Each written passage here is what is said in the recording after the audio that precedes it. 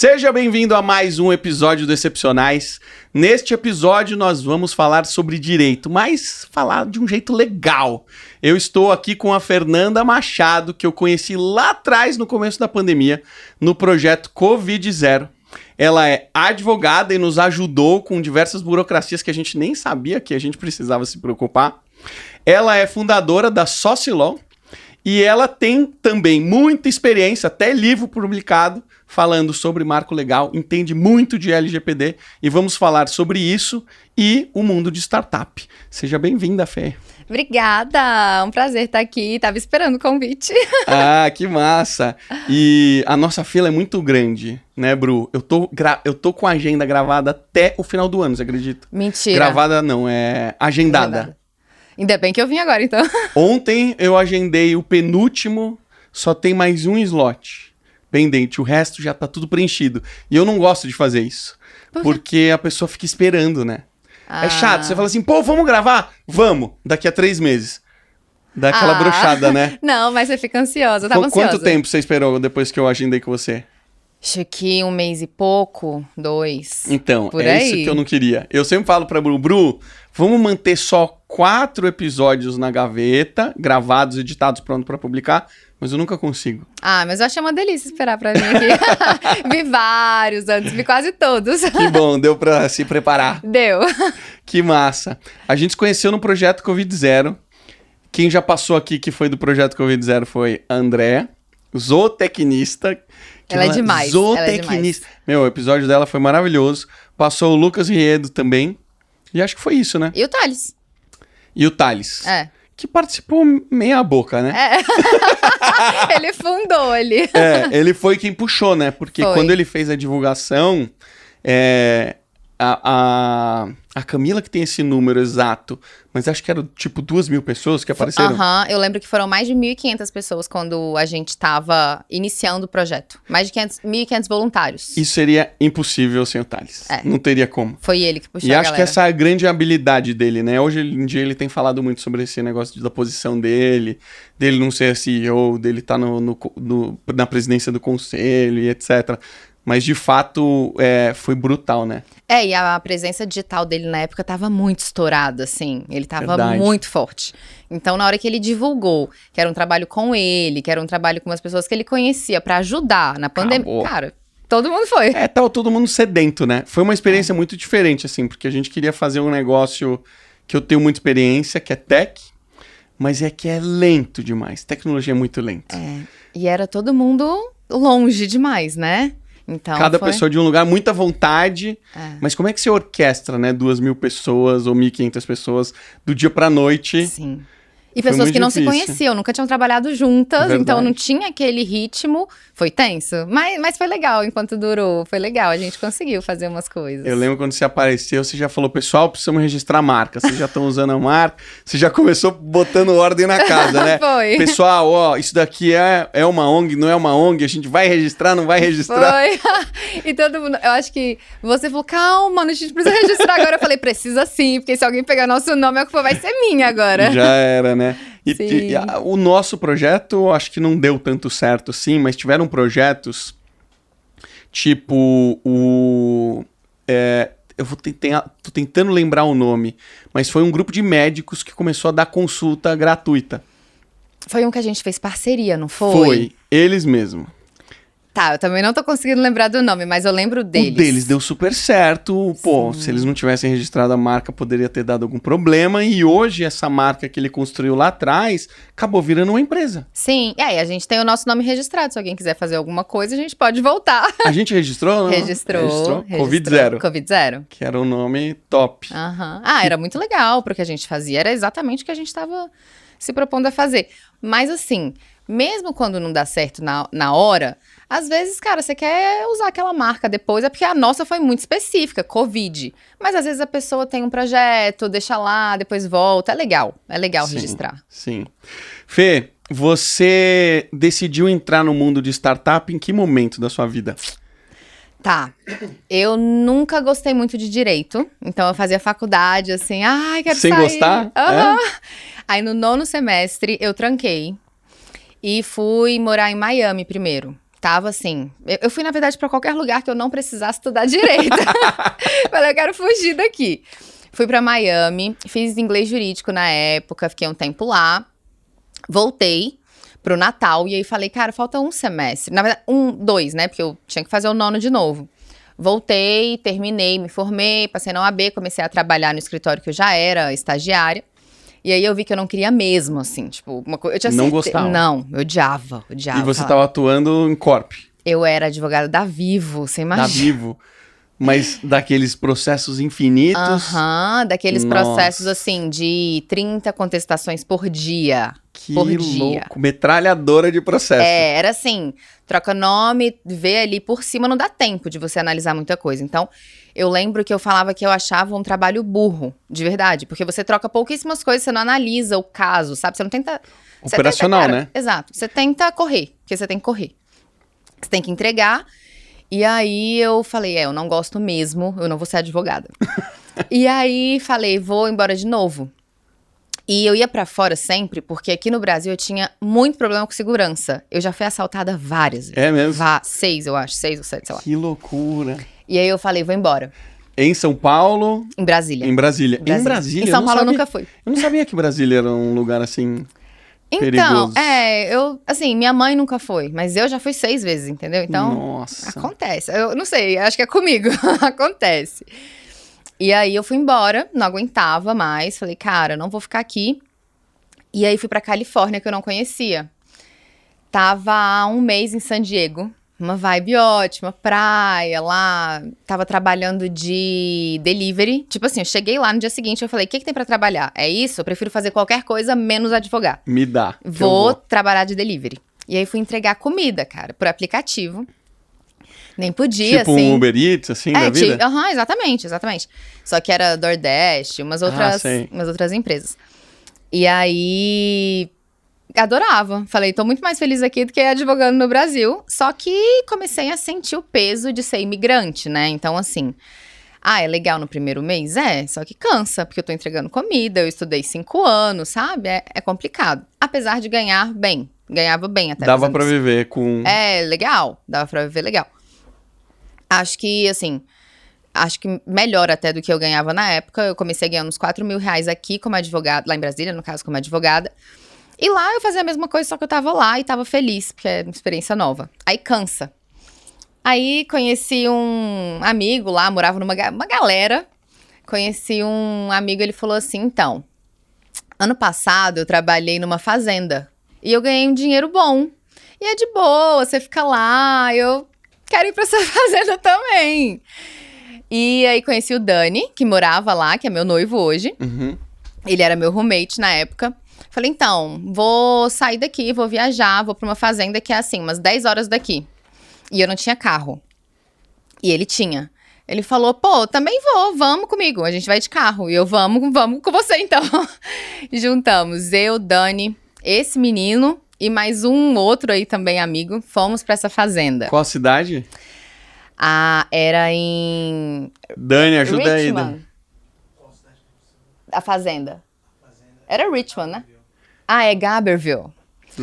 Tem até um seriado no Netflix que chama... Mas é Wisconsin, é isso? Não, é acima de São Francisco, ainda é na Califórnia, acima de São Francisco, umas 2 horas de São Francisco. E aí pra cima? Pra cima. Aí você chega num lugar que chama isso Garberville, que a gente chamava de Garbageville. E que não tem nada, que tem tipo um mercado, 2 hotéis e um monte de trimmer, que chama. Trimmer? Que são as pessoas que vão pra lá pra trimar. Que é pra cortar maconha nas fazendas de cannabis. E aí a gente foi pra lá. Ele falou que tinha um contato de um cara, de um italiano que era casado com uma brasileira. E que a gente podia ficar nessa fazenda e que ganhava bem. Até então eu não sabia bem quanto. Podia morar na fazenda... Você mora na fazenda, você tem tudo, eles dão tudo. Geralmente, comida, você mora acampado, mas, né, é isso. E você trabalha e fica ganhando lá. E pode usar os produtos? Eu não sei se pode falar. Pode usar tudo. É muito, né? Então não tem miserê lá. E aí a gente foi pra essa fazenda desse cara. não tava pronto ainda pra cortar, porque, né, tem todo um processo, tem que secar, tem que não sei o quê, blá, blá, blá. E aí, cara, o dono da fazenda colocou os meninos pra colocar cerca. Todo dia ele mudava de ideia. Agora eu quero construir não sei o que lá. Cara, meio doido. E me colocou pra ficar cuidando das plantas. Então eu ficava lá o dia inteiro sozinha, eu e uma cachorra, os meninos perdidos lá pra cima da fazenda. E eu ficava lá tirando as folhinhas pra pegar sol até embaixo, no meio de umas plantações enormes, fazendo nada. Iluminação natural. Tinha indoor e outdoor, né? Aí a indoor, a gente ligava a luz tal horário, fechava, abria. E a outdoor também, tinha que tampar lá, abrir, era mó trampo, assim. Caramba. Mesmo, só que era uma experiência muito louca. Porque eu tava a 2 horas dessa cidadezinha, no meio da montanha. Se eu morresse, ninguém nunca ia me achar lá, sério. E eu tava, assim, fazendo uma coisa totalmente louca, né? Diferente da minha vida. Muito diferente. Morar acampado, assim. Nunca ninguém olhou pra mim e falou, você vai morar acampado. Morei acampada, assim. É mesmo? Lá era acampado. Era. Banheiro não é banheiro mesmo. É assim, é um buraco. Aí em algumas tem uma estrutura pra você sentar. E é isso, entendeu? Chuveiro? Como é chuveiro? Então, depende. Tem umas que tem uma estruturazinha de madeira, tipo, fora do lugar. Acho que foi só uma fazenda que tinha estrutura. Duas fazendas tinham estrutura dentro de casa. Mas, por exemplo, a gente tomava 2 banhos por dia, não podia. Ah, vocês tomam banho demais. Brasileiro, né? Brasileiro. E aí era uma loucura e tal, era legal, no começo muito legal. Fomos em 6 ou 7 fazendas diferentes. Que legal. E grandes plantações, assim? Enorme, assim. Teve uma que tinha umas 30 pessoas, todas de, assim, nacionalidades diferentes. Era muito legal. É uma experiência muito doida, assim. Nunca vou ver isso de novo. E perigoso um pouco, sim. Mas eu também não ia sozinha. A gente ia de carro. Tava com o Dani, que tem 2 metros de altura. Então, pra mim, já tava bom. E aí, os meninos, a gente se separou. Um amigo do Dani do Brasil foi. Então, foi uma fase muito doida. E muito legal também. Aprendi muito, assim. Tipo, nunca tinha me virado tanto, sabe? Frio demais, calor demais. E você numa barraca. Vai pra fazenda que é vegana. E às vezes, cara, você tem uma alimentação muito diferente. Então, assim, é uma loucura. E foi em que fase da legalização da cannabis lá? Lá era totalmente legalizado medicinal. Não recreativo. Tá. Quando a gente tava lá, foi legalizado recreativo pra 2 anos depois. Então eu não peguei essa fase. Não pegou a fase. Não, peguei só o medicinal. Ou que já era gigante, então, o mercado, né? Muito que, na grande. verdade, a gente sabe que era a maior parte... Exatamente, que era recreativo. Eu tenho um amigo brasileiro que, inclusive, passou aqui, não vou citar nomes, né? Mas ele foi pra Califórnia e ele falava assim, Toledo, eu entrava aqui no médico, saía com a receita e... É isso. O que você tá sentindo? Ah, tô sentindo isso. Ele, então tá bom. Tá aqui a receita, ele ia no dispensário na porta seguinte e pegava, mesmo, né? É isso mesmo. Super simples. Você fala, dor de cabeça, insônia, é o de praxe, assim. E, cara, lá eles vão na sua casa com o mostruário. Fala, qual remédio você quer? Que chiquérrimo isso. E aí, foi muito legal a época e tudo, mas a gente cansa, né? Aí eu ganhava razoavelmente bem. Você tem que cortar a folhinha, você pega a planta, que é uma planta. É a flor. É a flor. Você corta a flor. Você pega ainda os galhos.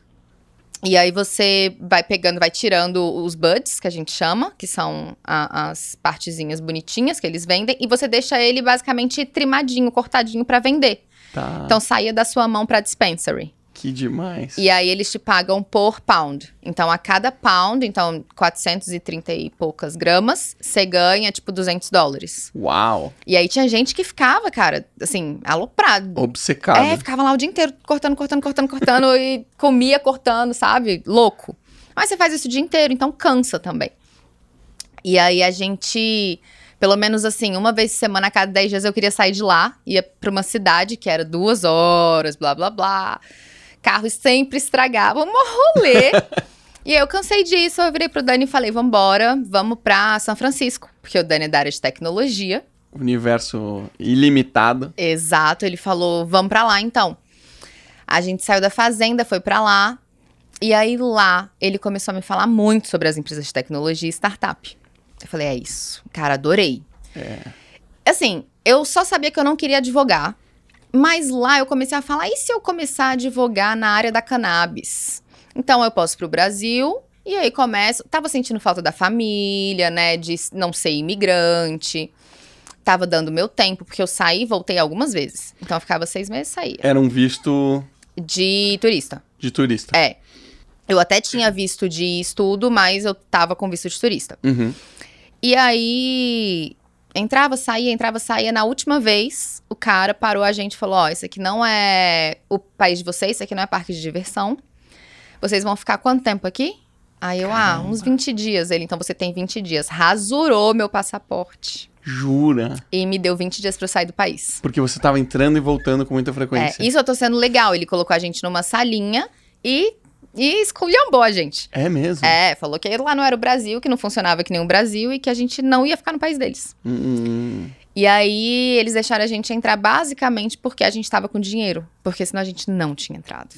Vocês estavam com dinheiro em espécie? A gente tava com cartão. Daí ele olhou pro cartão black, falou, tá, vocês, tipo, vão gastar. Ok. E aí deixou a gente entrar. Caraca. E aí, dessa vez, a gente não tinha muito tempo. Ficamos um pouco ali a mais, mas a gente falou, tô um pouco cansada disso, quero voltar. E aí, cara, a gente começou a estudar a parte de tecnologia, começou a ir nas empresas, fazia o que dava. E aí, em uma oportunidade, eu trabalhei com uma mulher que eu não tinha ideia de quem era, e era uma das fundadoras do Waze. Caramba, sério. A gente já procurou o nome dela, né, amor? Um monte. Eu já tentei achar foto. E eu coloco lá, fundadora do Waze e tal. O Waze é israelense? É israelense, né? Ela era israelense. E aí, trabalhei, tipo, ajudando ela 2 vezes na casa dela. Tipo, ela ia fazer um jantar e tal. Precisava de alguém pra ajudar, daí eu ia pra lá. E aí, a gente trocando ideia, ela me mostrou o troféuzinho e tal. E começou a me contar a história. Eu falei, mentira. Advogada também. Ah, é? É. Aí ela começou a me contar das questões jurídicas, o Dani falava de tecnologia pra caramba, eu falei, é isso, não tem nada de advogar pra área de cannabis, quero advogar pra área de tecnologia. Porque você entende muito de tecnologia, eu entendo de direito, vou estudar pra ser muito boa nisso. E aí a gente junta forças e vai. E aí foi assim que eu descobri as startups, uma história muito doida, cansada de tudo, assim. Pensei em ser maquiadora, pensei em ser tudo, menos... advogada. E continuei. Meu irmão é um pouco assim. Meu irmão, também um desafio pra tentar descobrir o que gostava e tal. E, isso é legal quando a gente conta essa história, porque às vezes as pessoas olham assim e falam assim, ó lá, deu certo de primeira, sempre foi muito fácil, né? Não conta os perrengues, né? Sim. Tem perrengue. Tem muito. E hoje que você... veio pro Brasil e você tá com uma startup, levou quanto tempo de lá pra cá pra você ter essa ideia e falar, é isso? Tá. Quando a gente chegou, a minha ideia era atender startup, só startup. Isso em 2018. Como um escritório mesmo, você falou, vou atender como já é feito, só que focado em jurídico startup. Tradicional, exato. Só que assim, a gente teve, cara... Já é muito difícil, eu nunca tinha tido um negócio, apesar de amar, empreender, assim, achava lindo, só que nunca tinha passado na pele. Então, gerir um negócio já é muito difícil. Pra startup, que não tem dinheiro geralmente no começo, era muito mais difícil. Porque, cara, eu tinha que vender um serviço jurídico que não podia ser barato, porque eu também tinha que me sustentar. Tem a tabela da ordem, que eu tenho que cumprir. E aí, eu ficava de mãos atadas. Porque assim, a gente sabe que todo mundo cobra uma hora ou outra abaixo da tabela da ordem, beleza. Mas em 2019, eu virei presidente da comissão de startup da OAB, daqui de São Paulo. E aí eu não podia correr o risco de fazer isso. Então assim, eu tinha várias limitações e não tava dando certo, tá? Tava assim, eu preciso automatizar, preciso ter algum jeito de tornar isso aqui mais barato. Porque se eu cobrar caro, eu não vou atender quem eu quero. E eu queria atender as startups. E aí o Dani vendo aquilo, me ajudando, eu comecei a crescer, falando de startup no Instagram e tal. O cargo me ajudou muito, me abriu muitas portas aqui em São Paulo. E aí ele viu, aí ele começou a falar assim, mas vem cá, como você faz isso? Os processos, o que processo? Como assim processo? Aí ele, não, vamos criar os processos. Você começa, você atende, depois que você atende, qual documento você precisa? Qual não sei o quê? E ia fazendo de um jeito que nem eu tava entendendo, mas ele queria mapear tudo para poder automatizar. Ele foi criando os fluxos. Exato. Foi entendendo quais dados eram coletados, quais dados precisavam sair para tentar automatizar isso. Cabeça de programador é o inferno. A gente olha as coisas e a gente fala, meu, isso dá para automatizar, isso não precisa ser assim. É tudo assim. Não, o Dani, eu acho que a cabeça dele funciona assim. Eu acho não, funciona, porque a gente mora junto há 6 anos e eu vejo isso. É assim, ele olha para essa luz, ele fala, como que dá para melhorar? Tudo ele olha e pergunta, como dá pra melhorar? E ele olhou isso pro meu trabalho. E ele me ajudava em tudo que eu fazia. A estruturar, a gerir, a gente tava empreendendo junto. Legal. E aí ele falou, vamos mudar então. Vamos começar a pensar numa advocacia diferente de fato. Porque eu falava, uma advocacia diferente. Mas o que é diferente? O cara chegava lá, assinava o contrato no papel, o processo ainda demorava. Sabe, tudo ainda dependia de mim. Uhum. E aí a gente começou a crescer, porque a gente começou a atender outras empresas que não eram startups só iniciantes ali. Começou a ter um fluxo, eu comecei a dar aula também. E aí a coisa foi começando a girar um pouco. E isso eram empresas que faziam tradicional. Aula tradicional, gravação tradicional e advocacia tradicional. Só que foi dando dinheiro pra gente poder investir em outras coisas. Daí ele começou a desenvolver a ideia, que hoje é a Soci. Uhum. Isso lá em 2018, 2019, ali no começo. Em 2018 eu comecei, em 2019 a gente já tava assim, cara, vamos estruturar uma coisa mais legal. E aí ele começou a criar todos esses processos e falou, eu quero conseguir revolucionar o jurídico de fato. Não falar que eu sou diferente, eu quero que a gente entregue alguma coisa. E tem coisa que a gente tem que entregar de graça. E eu falava, de graça? Não, pelo amor de Deus. E aí ele, não, a gente vai entregar de graça, porque eles precisam. E aí, se você já pega eles aqui, eles vão crescer e já estão com você. E aí a gente começou a estudar vendas, eu fiz uns cursos de lançamento, comecei a estudar marketing digital, comecei a estudar um pouco mais de liderança, porque a gente começou a contratar outras pessoas. E aí a gente foi crescendo, assim. Como foi? Você teve que fazer um trabalho de entender quais eram os problemas para começar a automatizar, né? Tive. Que é o famoso MVP. Por onde vocês começaram? Qual foi o primeiro que vocês falaram assim, vamos automatizar isso? Tá. Foram contratos. Porque as startups chegavam para fazer contratos. E contrato pela tabela é caro. Então, basicamente, o que eles faziam? Google, vou pegar o modelo. Eu falei, então eu vou fornecer esse modelo.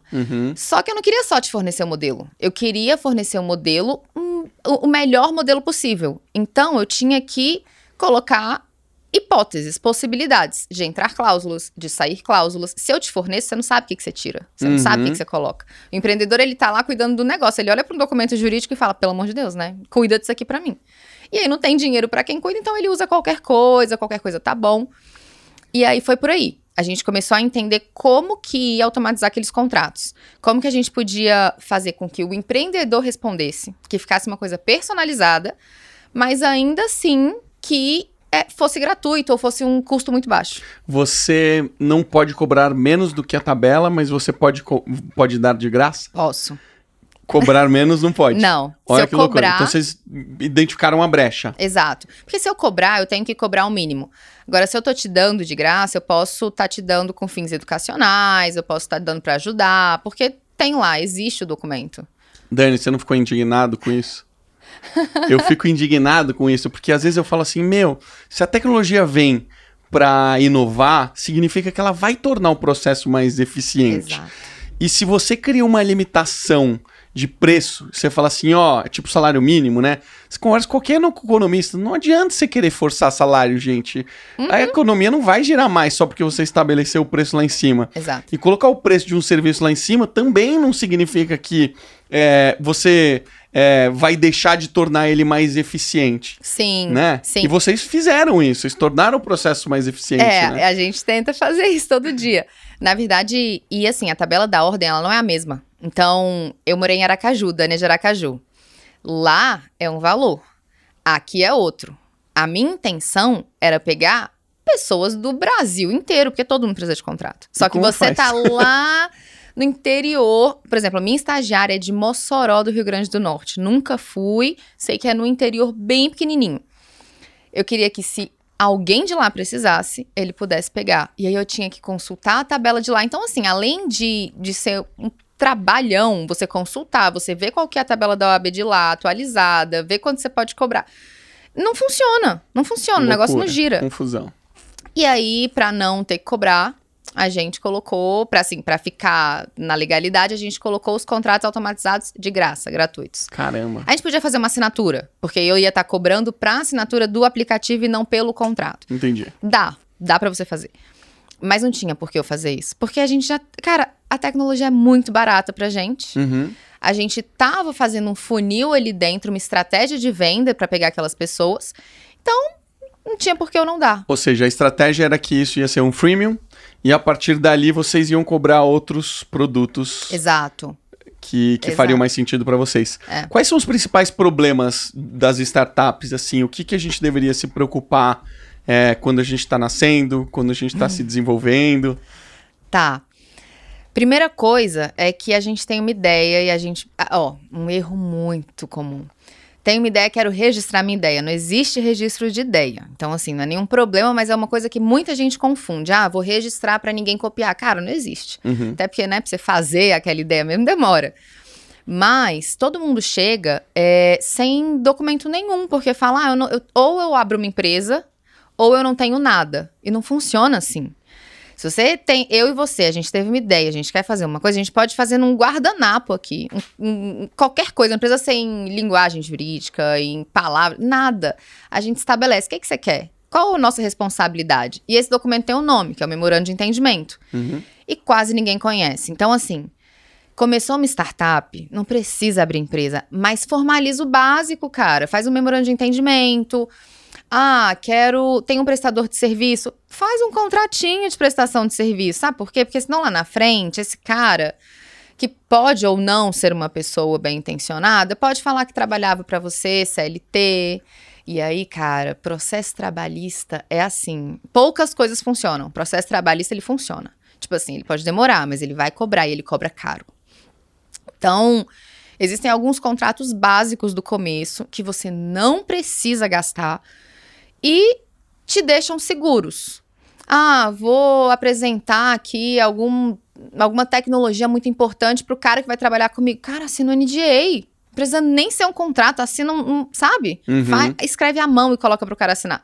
Então, esses iniciais, esses documentos iniciais são as maiores preocupações. Porque acaba acontecendo de vender um negócio, às vezes muito incipiente, ou então de outra pessoa entrar, o negócio começar a girar, você querer sair, você não ter direito ao que você tinha. E registro de marca. Registro de marca, que a gente falou bem no começo. Que é, assim, no começo não é tão... Eu não aconselho registrar sempre. Começou, registra, não é assim. Mas, às vezes a pessoa tem um apego emocional pelo nome. Às vezes a pessoa tem uma ideia muito boa mesmo de um nome, tipo assim, que ela não quer largar, ela fez um marketing, ela gastou muito dinheiro naquilo, e aí pegam dela.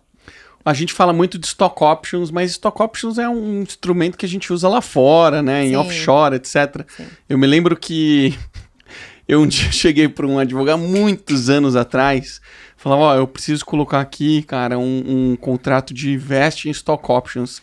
Ele, cara, o que é isso? Que eu nem sei o que é isso. É comum. Aí ele foi lá e tentou redigir, eu tentei explicar pra ele o que era, ele redigiu aquilo ali e fizemos o contrato. Dá pra fazer stock options nas empresas brasileiras? Dá. Inclusive, essa história, eu tenho uma história engraçadinha, assim, também, que eu tava num evento chamado Capital Empreendedora, e aí tava tendo uma palestra e tal, inclusive era uma palestra do atual presidente da B Startup. Uhum. E aí, uma pessoa perguntou pra ele. E aí começou uma discussãozinha ali sobre aquela pergunta dele e um advogado falou, não existe, você não pode fazer contrato de vesting aqui no Brasil. Só que assim, gente, contrato é da vontade das partes, não precisa ter um nome, não precisa ter nada. Você pode fazer um documento e aquilo vai ser um contrato entre você e eu. Se não tiver nada ilegal, se a gente não estiver indo contra alguma norma de fato, ele é válido. Então, posso colocar? Pode. O que acontece? Talvez você tenha problemas trabalhistas, porque talvez você esteja pagando uma pessoa com cota, por exemplo, você não pode. Vou te dar cota pra você trabalhar pra mim, não pode. O fisco vai vir e vai falar, epa, exatamente, talvez tá errado. isso daqui exato.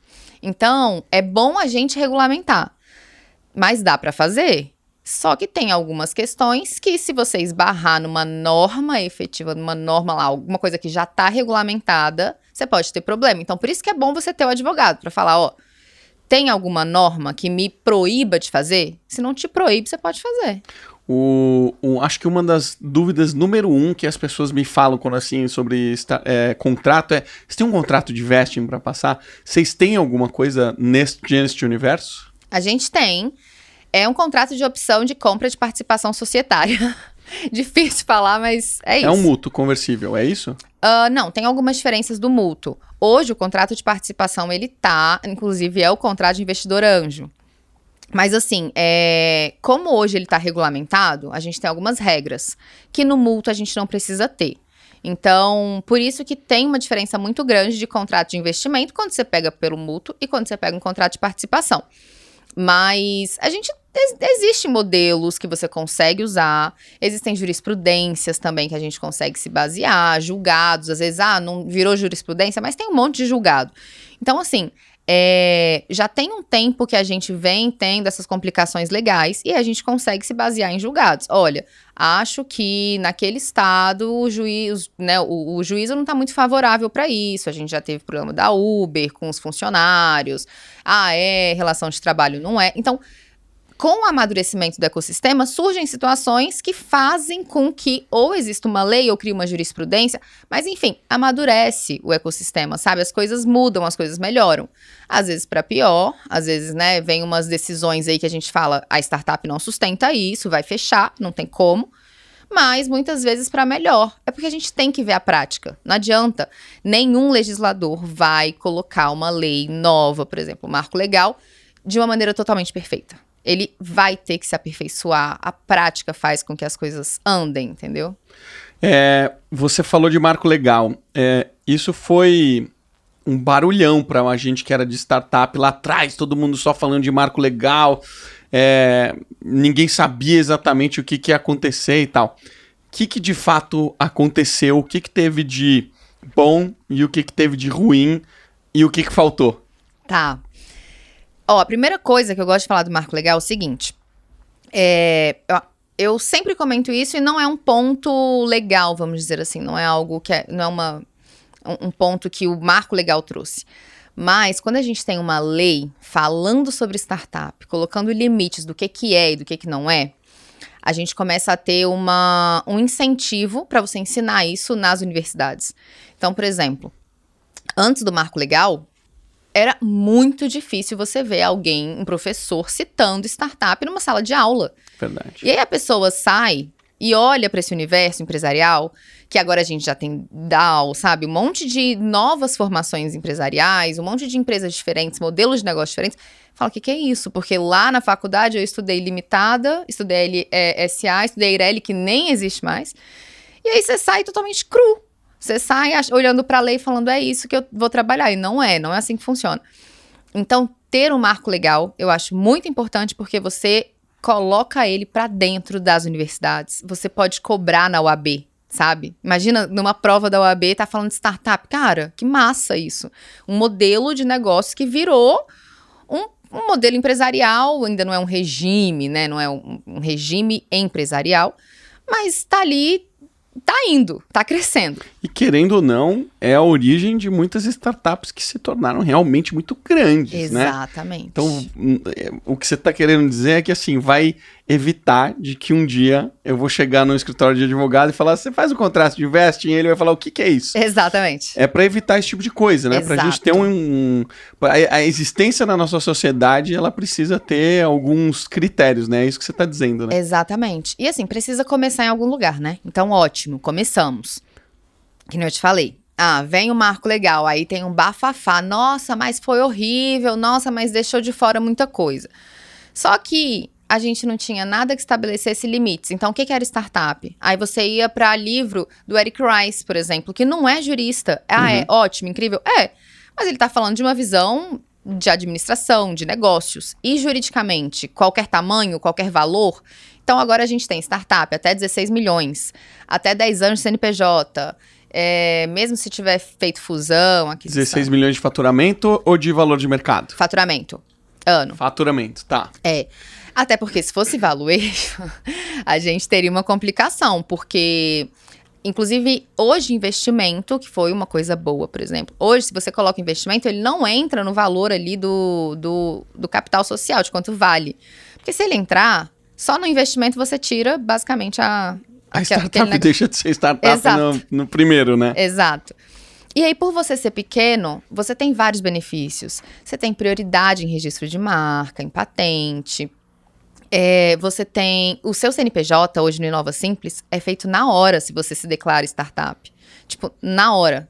Nossa, eu não sabia. Exato, eu consigo entrar aqui, agora a gente cria uma startup, agora a gente tem um número de CNPJ, a gente registra uma marca com uma prioridade absurda, porque uns demoram 6 meses, 1 ano. Vai demorar 2 meses, 3 meses, o que é... Eu consigo abrir uma empresa na velocidade da luz, startup, É. Não sabia disso. E é muito, muito fácil, você precisa fazer uma autodeclaração. Você precisa basicamente no contrato social falar, eu sou uma empresa inovadora, eu trabalho com inovação, só isso, só isso. E o governo, ele criou um sistema para isso, sabe? Um sistema facilitado, que você abre e fecha também, porque fechar a empresa é um... Diz que é um inferno, né? É muito difícil. Você tem que liquidar, blá, blá, blá. Assim, são ritos que você tem que passar.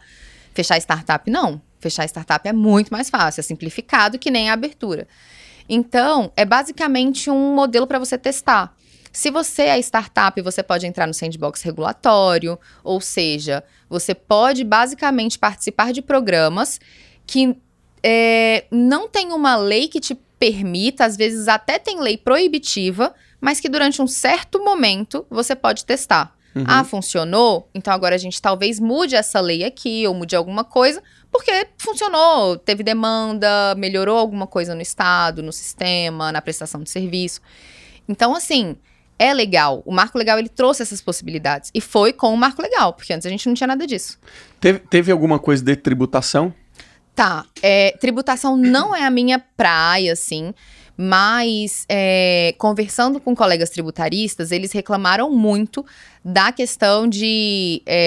falavam muito que teria que ter uma menor tributação nas startups que deram prejuízo e também de você poder meio que descontar o do prejuízo na outra que deu... Que é o que acontece, eu acho, nos Estados Unidos. Eu acho que é isso que acontece nos Estados Unidos. Você pode pegar, eu acho que o prejuízo e reinvestir, um negócio assim. Exato, tinha uma coisa meio que você assim. tem crédito de imposto, alguma coisa assim. Tinha um benefício, sabe? Que agora toda vez que eu vou falar isso, inclusive a gente tava discutindo isso esses dias aí. Não, peraí, você tá me explicando de uma maneira que eu não tô entendendo, tá meio errado isso aí. Mas tinha uns benefícios tributários que não passaram. Não passaram. Não. Então, é isso. Tem que melhorar, tem muita coisa. A questão da stock option, sabe? Que a gente vê na prática. Isso acontece. É uma maneira delas reterem talentos, cara. A gente precisa disso. Não tem como você ficar pagando ali 2 mil, 3 mil, 5 mil reais pra um cara que faz uma puta função lá dentro e não oferecer pra ele um pedaço do negócio. Ele tá lá, ele tá fazendo crescer, sabe? E aí você não pode oferecer só por trabalho. Então, tem umas limitações que a gente não resolveu. Mas tem um monte de outras coisas que foram regularizadas. Ou seja, essa parte de stock options, ela não entrou. Não entrou. Não entrou. O pessoal tava com muito medo. Esse tipo de coisa que começa a dar discussão, né? Parece que tinha algum texto escrito e o pessoal tava com medo de que stock options ia virar... poderia ser categorizado como remuneração. Sim. E hoje, o imposto que você paga é um imposto de ganho de capital. Acho que no máximo 15%, sabe? Exato. Então... Quando você... Às vezes é melhor não entrar errado, porque para tirar depois deve ser problemático, né? É uma complicação porque tem todo um rito, né? Não é do nada que aprove, não é do nada que você revoga. Então, tem as votações, tem as 2 casas, né? Câmara e Senado. Tem que passar pelo presidente, algumas matérias tem que passar pela sanção.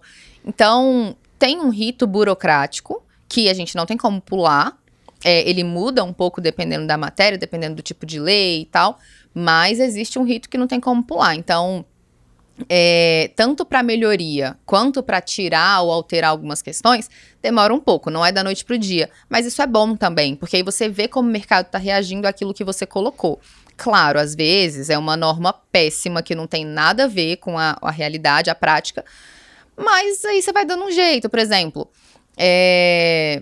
Os contratos de investimento. A gente faz muito com mútuo. É o melhor, assim, sabe? É o que mais preserva a vontade das partes. Vai fazer com mútuo, não vai fazer com outro.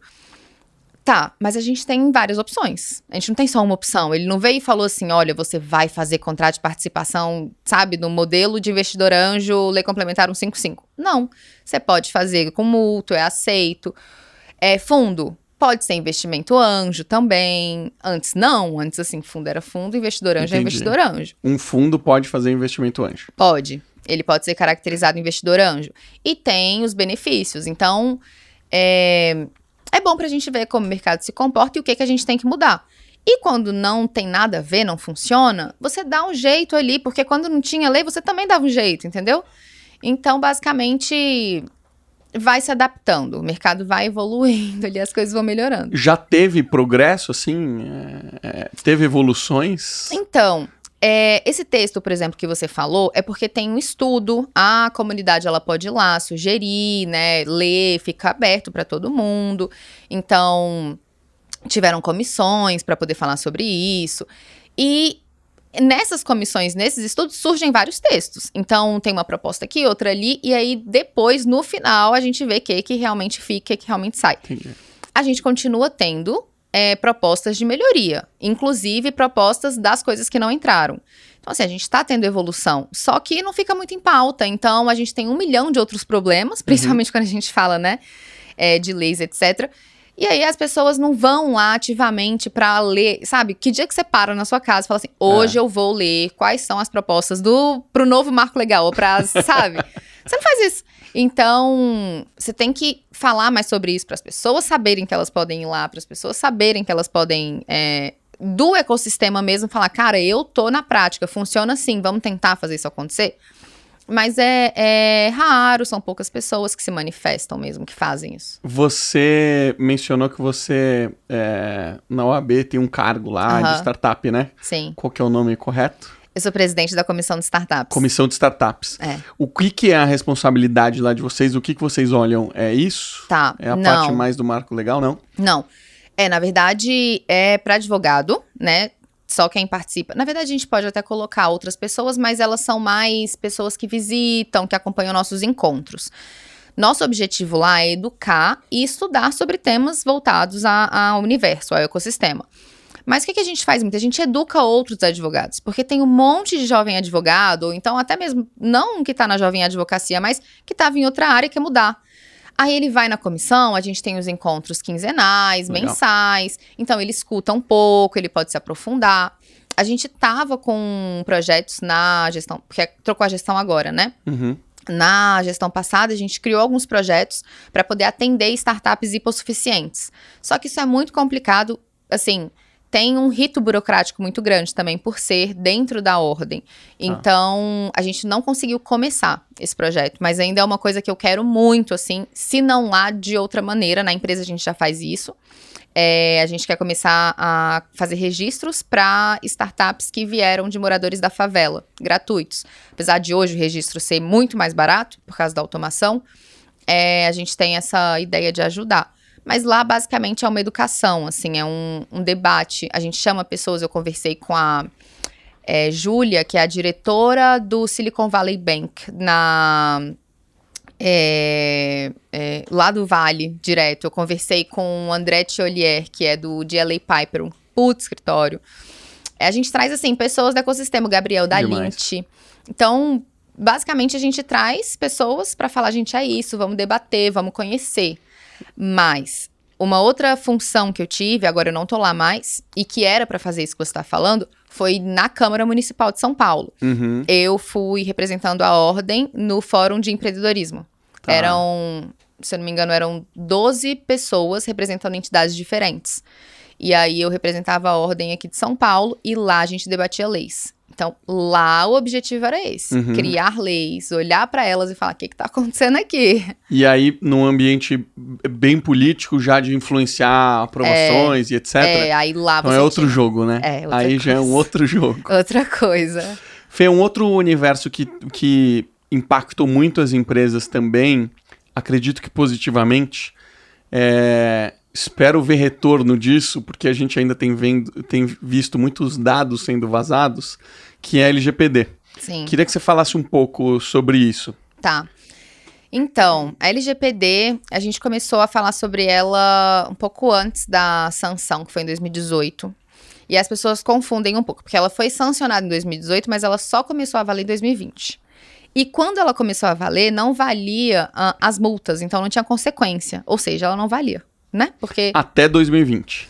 até 2020 não valia nada. Chegou em 2020, ela começou a vigência parcial, ou seja, ela começou a valer um pedaço. Você tem que se adequar, mas se você não se adequar, não tem consequência. Tá. Ou seja, ninguém se adequava. Por quê? É caro. Porque tem poucos profissionais. Hoje tem mais, mas em 2020, 2018... Nem sabia, né, o que precisava fazer. O que eu faço, pelo amor de Deus? Exatamente. A gente trabalhava muito quando as empresas... Existiram algumas empresas que se adequaram lá entre 2018 e 2020, que era o prazo ideal. Ela demora 2 anos para você poder fazer isso. Só que ninguém fez. Porque assim, não vale. Vou gastar... É caro. Então, tinham poucos profissionais. É um trabalho demorado. Você imagina... Escolas, bancos, hospitais, farmácias, tudo, sabe? Assim, é um negócio tenso. E ninguém é acostumado com nada. Todo mundo com dado rodando, compartilhando dado, não tinha nada. Aí a gente tinha que pegar do modelo europeu, que era da GDPR, que foi 2 anos antes da LGPD. E aí, assim, a gente pegava os modelos de lá, via como estava acontecendo, via as sanções e ficava tentando adaptar. Então, no começo foi... assim, uma coisa meio amadora, o jeito de trabalhar adequando. Depois as coisas começaram a melhorar. A Agência Nacional de Proteção de Dados, né, que é um órgão só para isso, as pessoas às vezes nem sabem que tem. Tem um órgão que cuida só disso. Ela surgiu depois da vigência. Então, tipo assim, a lei existia e não tinha nem quem cuidava. Não tinha fiscalização. Não, era e nem Ministério apurava Público. os casos, né? A gente teve casos graves recentemente, né? Esses casos foram apurados, essas coisas foram pra frente? Então, sim, qualquer pessoa pode fazer uma denúncia, tá?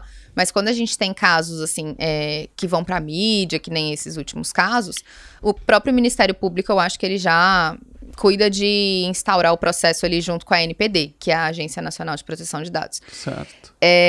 Mas se eu vejo uma irregularidade com o meu dado, eu posso ir lá e denunciar. Vai ter um processo de investigação. Só que a realidade é que as pessoas nem sabem muito o que elas podem ou não denunciar. Então, a LGPD, ela é maravilhosa, assim. Ela é muito boa mesmo. Já nesse período que a gente estava falando de amadurecimento, várias coisas mudaram. Então, a gente estava falando, por exemplo, o Marco Legal fez 1 ano. LGPD, 2018, 19, 20, 4 anos. Então, a gente já teve um amadurecimento grande da lei. Várias coisas surgiram depois. Muitas empresas também se especializaram. Para mim, foi uma enxurrada de empresas no meu LinkedIn falando assim: precisa de ajuda, somos especialistas nisso, não sei o que lá, quer se adequar? O prazo tá chegando. Sim, sim. Era desse jeito mesmo. E também foi muito bom para os advogados, né? Que aí surgiu mais uma área de estudo, uma coisa boa, que paga bem. E principalmente é uma área que ela não é... Não tem como você atuar sozinho. Você precisa de complementar com outras áreas. E a área de tecnologia é uma área essencial. Total, essencial. Porque você precisa tirar os dados do físico e colocar no digital. E aí tem questão de criptografia, de anonimização, de banco de dados. Dados... banco de dados correlacionais, não sei o que lá. Não relacional. Isso, então assim, sabe? Tem um monte de coisa que você não tem como atuar sozinho. Então, é uma área diferente, legal de trabalhar. Uma área que veio pra melhorar muito. Nossa, as coisas melhoraram muito. Mas a realidade é que as pessoas, elas têm que ser educadas também. Não adianta você chegar e vender para uma empresa uma adequação e quem tá lá comprando da empresa não tem a menor ideia do que a empresa tá fazendo, pode fazer, não pode fazer. Então, você tem que educar as pessoas também. E empresas, né? Porque, por exemplo, você sabe, né? Eu já empreendi em várias áreas e a última área que eu tô empreendendo é saúde. E eu chego na área da saúde vindo do Nubank, que é um mercado financeiro onde a LGPD, é um negócio super importante. A gente levou isso muito a sério dentro do Nubank. Não dá para brincar com o dinheiro, então sempre foi levado muito a sério. Agora, no mercado da saúde...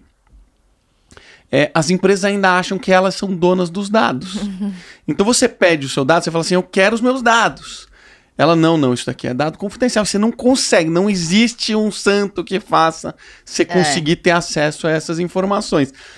Então ainda existem empresas grandes que não estão exatamente cumprindo, né? Isso é um desafio, né, para LGPD, né? Mas o que assim, pro lado do consumidor, o que é bom? Quando uma empresa grande, ela é multada, porque as multas são altas da LGPD, até 50 milhões por infração. Então você imagina.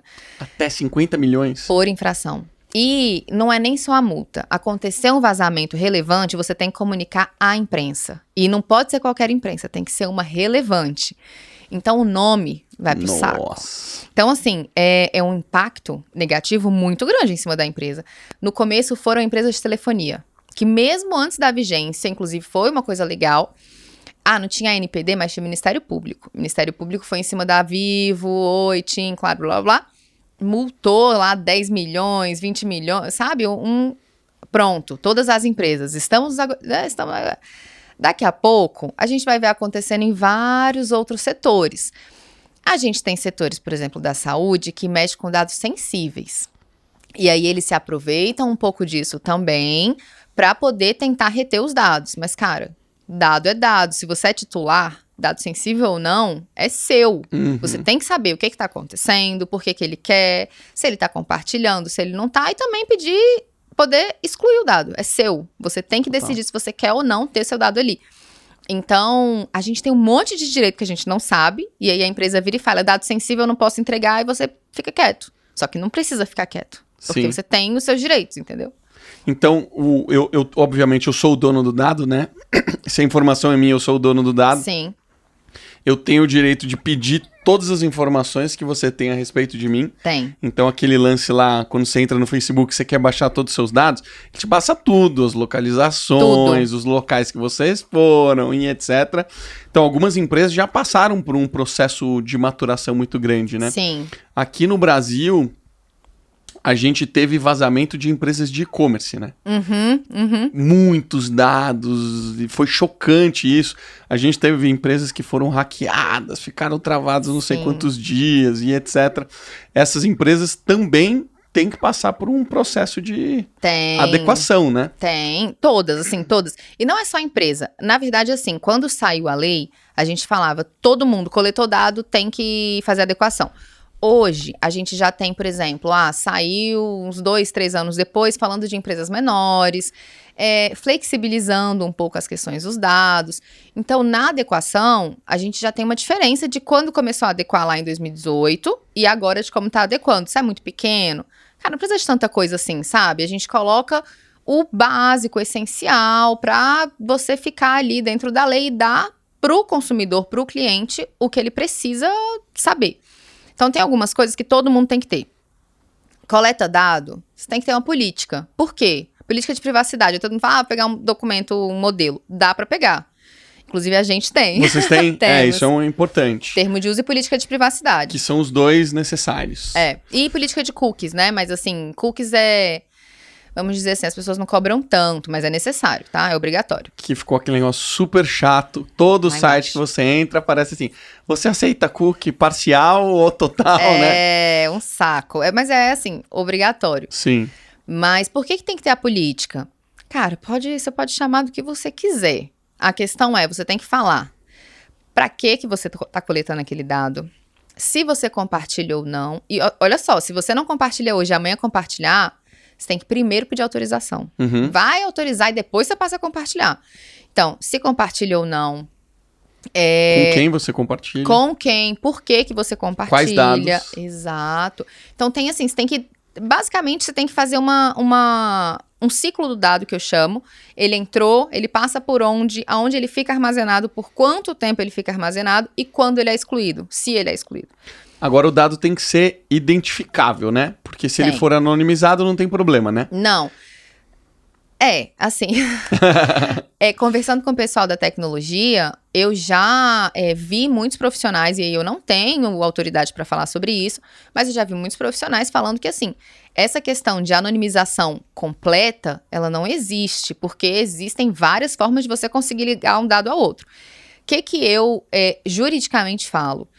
Cara, tô adequando uma empresa, tem que anonimizar, por exemplo, porque é dado de menor, tá? Dado de menores de idade. Você vai colocar de uma maneira que, tecnicamente, vai ser ou muito caro para você fazer com que essa anonimização seja revertida, se é possível, ou que, assim, seja muito caro e muito difícil. Que uma pessoa que entende o básico não consiga fazer. Porque aí você consegue, porque você tem que provar que você tem segurança. E aí você consegue falar, olha, dentro das minhas possibilidades, eu fiz o máximo que eu podia, cara. Eu anonimizei, coloquei isso de segurança, protocolo XYZ. Mas, de acordo com esses profissionais, não tem como você fazer uma anonimização completa. Eu digo no caso assim, eu preciso trabalhar uma massa de dados de saúde, por exemplo, aí eu excluo mesmo as informações, passo só os dados que não identificam as pessoas. Sim. Esse dado que, quando a gente fala dado que identifica a pessoa, existe uma lista, é esse dado, ou é um conceito? É um conceito. É um conceito. Se você ligar os dados que você tem e você conseguir presumir quem é aquela pessoa, ou seja, você não precisa ter a pessoa direto, mas, cara, por exemplo, seu endereço. Se eu for lá, bato na casa... Identificável. Isso é um dado total. Se eu tenho, por exemplo, sei lá, cor de pele, bairro, idade, blá, blá, blá. Se você for pesquisar mesmo, se você for colocando as hipóteses e der 2, 3 pessoas, cara, é um dado identificável, porque você sabe que tá ali, entendeu? Entre aquelas pessoas. Então, não é só... Bateu o dado, tem seu nome, seu CPF. Não é só isso. E no caso do governo, que muitas vezes, por exemplo, tá aqui a lista dos aprovados, não sei o que lá, e, CPF, nome de todo mundo lá. Então... Acontece, complicado, né? Acontece. E assim, tem alguns dados que eles já são públicos. Então, esses dados que são públicos, tipo, processo, que não tenha sigilo, por questões de transparência eles são públicos, entendeu? Por questões de segurança, por outros princípios. Então, esses dados, a LGPD, ela olha para eles de uma maneira diferente. Tem um tratamento especial para isso? Exato. Então, dados que já são públicos, se eu pegar, por exemplo, e informar e colocar eles, eu não estou vazando esses dados. Eles podem ser muito difíceis de achar, você pode saber não pesquisar e não colocar, e eu só organizo eles, mas eles são públicos, então tudo bem. Então, por várias questões, lei da transparência, lei da não sei o que, blá, blá, blá, blá, existem dados, tipo, até salário mesmo, de deputados e tal, que você tem como saber e não é um vazamento. Mas aí é porque existe uma lei que regulamenta que ele precisa ser divulgado. Entendi. Entendeu? Então, quando a gente vê isso, principalmente vindo do governo, geralmente é isso. Mas às vezes não, tá? Às vezes eles erram também e podem ser mudados. Não acontece esse tipo de coisa? Normalmente não, né? Não, assim, eu não... Deve acontecer, tá? Eu não sei de nenhum caso que, de fato, o governo teve que pagar. Empresas eu já vi um monte. Não, empresas, pelo amor de Deus, né? E acho que a gente vai ver cada vez mais, né? Porque acho que a tendência daqui pra frente é esses casos que se tornam públicos, que caem na mídia, sim, para as empresas começarem a levar a sério, porque se as pessoas não levam a sério, não existe, né? Exatamente, não. E assim, não só brasileiro, mas você vê, você começa a se preocupar quando você tem as consequências. Então, que nem eu tava te falando, quando não tinha consequência, ninguém ligava.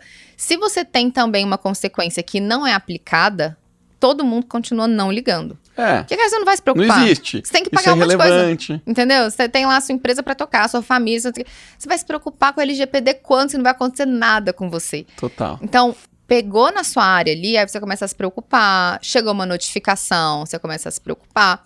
Porque não é só consequência financeira. Imagina... Cara, hoje dado é um ativo valiosíssimo. Às vezes o mais valioso da empresa.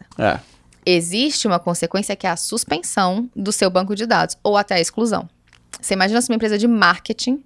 A suspensão e até a exclusão? Sério? No Brasil? No Brasil. Caraca, não sabia disso. E aí você imagina se uma empresa de marketing pega e tem todos os dados excluídos. Tipo assim, acabou. Acaba a empresa. Acabou. Acaba a empresa. Exato. Então, preocupação com o nome, porque você tem que divulgar. Preocupação financeira, mas às vezes é a menor preocupação que a empresa tem, porque, cara, pegou ele do caixa, entendeu? Daqui a pouco roda de novo.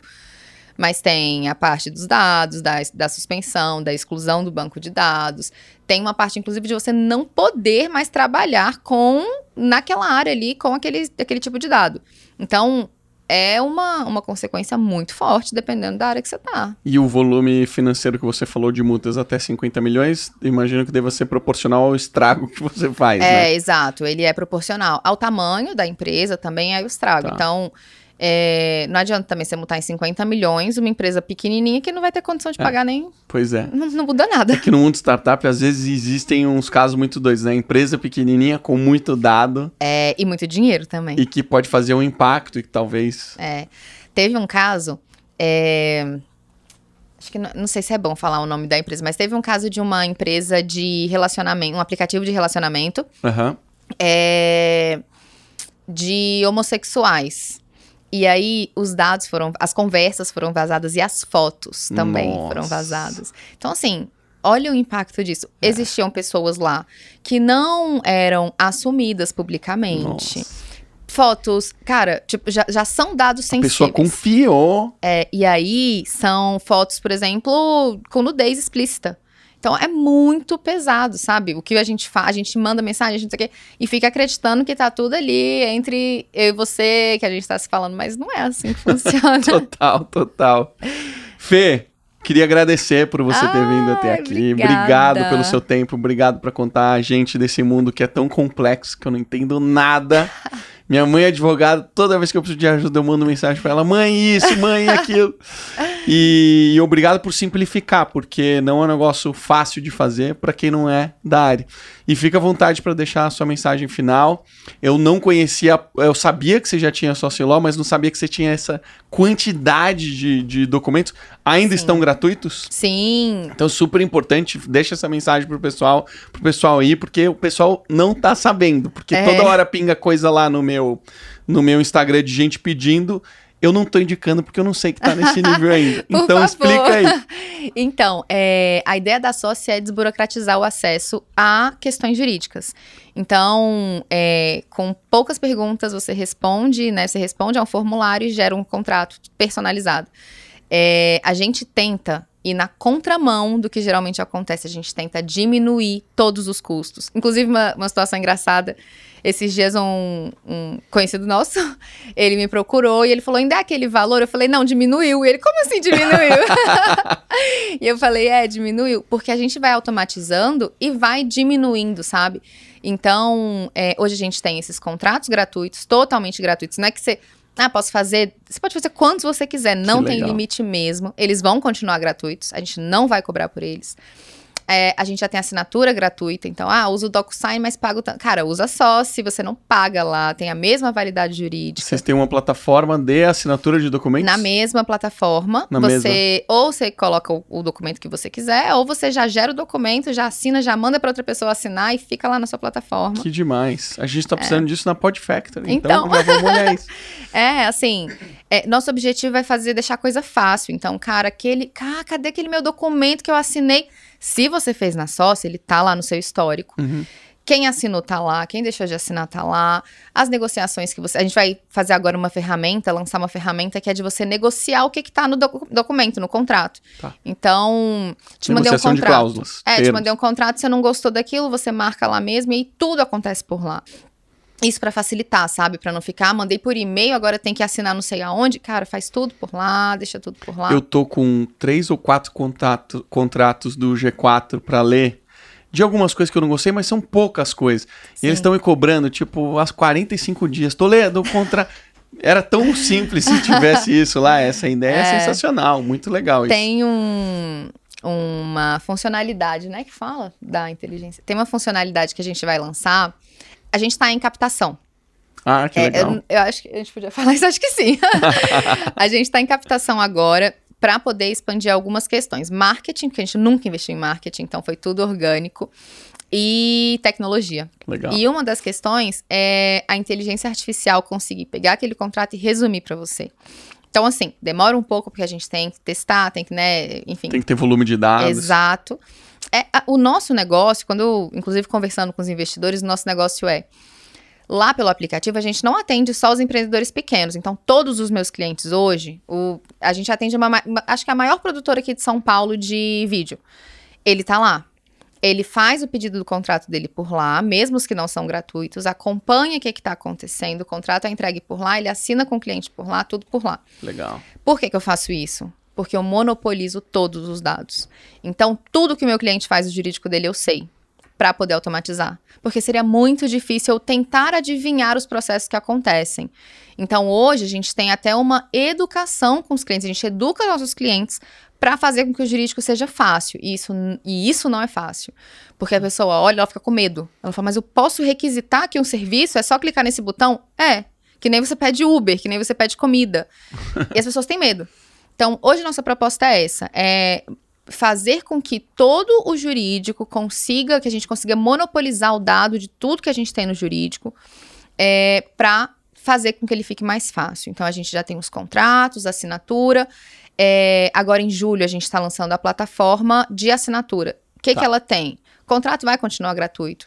Só que se você tem um contrato, que você usa ele todo dia, ou uma vez por semana, enfim, você me dá ele, eu automatizo ele para você, e aí você só vai lá e fala, assina aqui, ou então manda pro e-mail da pessoa na hora, não precisa ficar gerando um contrato novo, sabe? Entendi. Não tem. Então, são contratos recorrentes, a gente tem uma mentoria de 20 aulas explicando, de aulas rápidas, 5 minutos explicando. Legal. Só, tipo, precisa abrir uma empresa, contrato social, acordo de sócios. O que você precisa básico. saber? Registro de marca, por quê? Porque senão acontece isso, rápido. Legal. Vesting, pode, não pode, sabe? Ensinando, educando, porque não adianta só dar, eu tenho que te ensinar por que você precisa disso, senão você não sabe quando você vai usar. Total. Entendeu? Então você não usa. E deveriam gastar um baita tempo tendo que explicar tudo isso pra todo mundo toda vez, né? Então assim, você educa o empreendedor para ele conseguir ter uma maior autonomia no jurídico dele e não pagar tão caro. Eu até brinco e falo, gente, não tô querendo tirar emprego dos advogados, eu sou advogada, mas assim, vamos ficar nas coisas que são mais complexas. Então, cara, eu ainda vou demorar muito tempo, se eu conseguir, automatizar uma relação de M&A, entendeu? Lógico, não tem como, cara. Então, por que o advogado não tá fazendo isso? Vamos falar com o Veiga, deixa, sabe? É isso aí. Pega toda essa parte aqui, a gente deixa de uma maneira mais fácil e entrega para quando o profissional precisar entrar no jogo. Então, esse é o nosso objetivo. A gente hoje tem um aplicativo que funciona celular e computador, que é o app.soci. Legal. .com, com 2 i, soci, C-O-S-I. Nosso site é o socilaw.com. E eu tô sempre falando sobre isso nas redes sociais, no meu Instagram, que é o Fê Rubia Machado. Obrigada pelo convite, Valeu. Adorei falar sobre isso aqui com você. Vou colocar aqui os links aqui embaixo para o pessoal na descrição clicar, seguir Sim. e baixar. E obrigada pelo convite, adorei, é um assunto Valeu. que eu adoro falar. Quando precisar, estamos aqui. Fechou, na hora que surgir algum tema interessante que a gente precisar de tradução, você vai ser a primeira a ser chamada. Pode deixar. Valeu! Você que ficou até aqui, não esqueça, G4 Educação. Se você está precisando de algum curso, está precisando se aperfeiçoar em alguma coisa na sua área, o G4 Traction acabou de acontecer, a Bruna foi pela primeira vez. Gostou, Bru? Valeu a pena? Ó, ela tá batendo a cabeça dizendo que gostou. Imagina se ela falasse que não gostou, né? Mas o curso foi muito legal, teve 150 pessoas, vamos ter uma nova turma, acho que mês que vem. Então aproveita e conhece os outros cursos também. Tá? Se você estiver precisando de marketing digital, V4.company, eles fazem uma auditoria gratuita da sua empresa e te dizem o que você está perdendo de oportunidades e o que você pode fazer para melhorar a sua captação de clientes ou o seu brand awareness. E se você estiver precisando da melhoria da saúde ou performance intelectual ou física, vai lá no Espaço Volpe. Eles podem te ajudar, também tem pacotes incríveis, só falar que veio do Excepcionais. Beleza? Um beijo pra você e até a próxima semana.